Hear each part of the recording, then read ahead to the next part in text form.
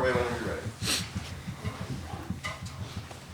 I guess with the time off or the weekend up, I know you guys were still practicing. What did you guys focus on to get ready for this home stretch here? A lot of focus on not letting up. You know, this is a big stretch of our season, probably the most important stretch. So it was a lot of focusing on what we need to get better at overall as a team and not being lazy just because we won 20 games. Joe, you had three or four monster dunks, both in the first half and second half. What goes through your mind when you see that the lane is open and you can slam it down with two hands? I love telling the story. I catch the ball. I look in front of me. There's a basket. God gave me the ability to dunk, so I dunk. It's the end of the story. And so it was a pretty big game coming up on Saturday. Obviously the #1 standing team in the Atlantic 10. It can't be easy to see UMass in front of you and not look past them, not in terms of their stature, but just how do you keep focused on the one game at a time when you have probably your biggest game of the season coming up on Saturday? Just, you know, if you don't do it, you're gonna lose. Like if we weren't focusing on UMass and just looking past them and looking at George Mason, like we probably would have lost this game, or like it would have been closer than what it was, you know. So you can't do it, you know. Yeah, you're just gonna lose games that you're not supposed to. You're not supposed to lose if you just look past teams. So they just what we gotta do to you know, to just keep winning. And you know, now we got George Mason. Now we can focus on them, and we're gonna start doing that some more. Max, you obviously started 5 and 5 from 3. What's kind of going through your head there? I mean, you felt like you couldn't miss for anywhere. Yeah, I don't even know. I was waiting for one to go like in and out or something. I don't know, but yeah, nothing really. Like, Jack, what's it like to play with a guy like Max who starts the game 5 for 5 from 3? I think he hit 3 in a row at one point. Mm-hmm. Do you just try to feed him every possession? I mean, he has the ball pretty much every single time at the court. So I mean, it's not really much feeding him. It's more so he draws so much attention. So it's like people help off of me or help off of Joe, whatever, and then it gives us open looks. So it's a great feeling to know that somebody on the court like Max draws so much attention to kind of give other players open looks. Jack, I'm curious about the process for you of kind of finding your role within this team and getting comfortable over the course of the year. What's that been like, and do you feel like you're there now? Yeah, for sure. Me and Coach Odom had a talk before conference play started about me playing bigger, me not only rebounding but offensively as well. And I feel like it just clicked for me. And the team always gave me confidence, whether I was shooting bad, just always get in the gym, keep shooting, and shots will fall. And past few games and pretty much since conference play started, the shots been falling. So we're just going to continue to go with that. What's that like mentally for you? I mean, you know you're good at shooting. Yeah.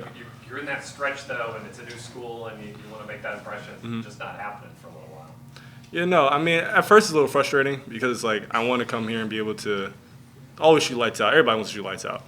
But, I mean, just coming here being a new guy and just trying to fit in with the team, it was good because the team always just kept me in the loop with everything. So, I mean, always getting reps in before and after practice with the team, with coaches, managers, whatever. It was just a good feeling to know the team got my back. And talk about with Luke how he affects the game. He had a career high 7 blocks tonight. How does that help out? That's insane. yeah, no, he's big time for us. He's like leading. I think he's still leading the not the conference, but the country in like blocks per minute or something like that. Yep. So I mean, yeah, having a rim protector like that just gives us a lot of confidence too, and a lot of comfort to like not be like lazy on defense, knowing that he's down there, but just like if anything happens, then we got him, and he's been saving a lot of baskets for us along the whole year. So yeah, he's been really big time for us. Joe, it feels like with some of those dunks you have, that's when it kind of gets the loudest with some of those crowd pops. How do you kind of feed into that? That's weird. I don't. I just play. I happen to be able to dunk. Guys, we're obviously getting close to March. How much attention do y'all start paying to the bracketology stuff? Honest answers. Do you watch that stuff? Do you see where your name is at? Any of that stuff? I don't really pay attention to basketball outside of basketball. So for me, no, it might be different for them. Yeah, I mean, I guess, yeah, whenever, I mean, I watch like college basketball on TV, and like whenever like the game is over or whatever, and they go into the studio where they like discuss stuff, then there, yeah, I guess, but other than that, I'm not like looking through like rankings and like checking bracketology like by myself, no. I mean, for me, it's hard not to see it. It's hard not to see it. I mean, everybody's social media here, so I mean, as soon as you open up Twitter, Instagram, whatever, everything's right there. You go on TV, you see it on ESPN, it's right there. So I mean, it's hard not to see it. You look at it, whatever, but you just don't feed into it and really just like affect your play. With that in mind, big opportunity Saturday, obviously. Yeah. How exciting is that going to be to have sold out crowd, big game, all those things you wanted when you came here, I would imagine. No, definitely. Just like everybody was telling me the VCU Richmond rivalry and how those games are always packed. So I mean, I know it's not a rivalry, but it's for first place. So I'm expecting it to be the same type of crowd, same type of environment, and hopefully the same type of play from us. Actually, kind of take me through the first half offense you're shooting. It seemed like everyone was shooting well. It seemed like offensively it was firing all cylinders. Is that kind of how you guys expect to play, and kind of what was going through your mind during your stretch, especially when they left you wide open and you took a second before you shot? I think you know, the coaches show us stats of like our runs that we do in after every game, and like across the whole conference, we've been able to at some point in the game just go on a 10-0 run or even more, and just kind of break away the game.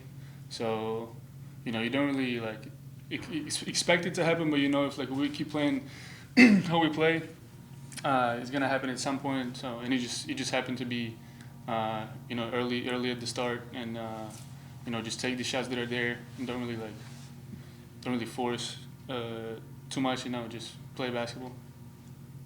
Yeah, I'm curious if you guys have seen Jack's menswear commercial that they show. Can't miss it. I've been asking if you can give me a deal.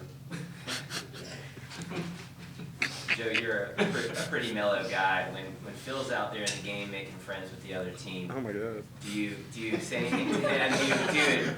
Do you advise him on anything, or did you stay away from it?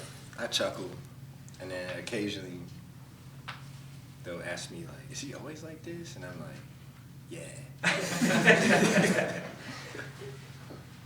Anything else for the guys? See you Saturday. Have a Thanks, lovely John. night. Thank you.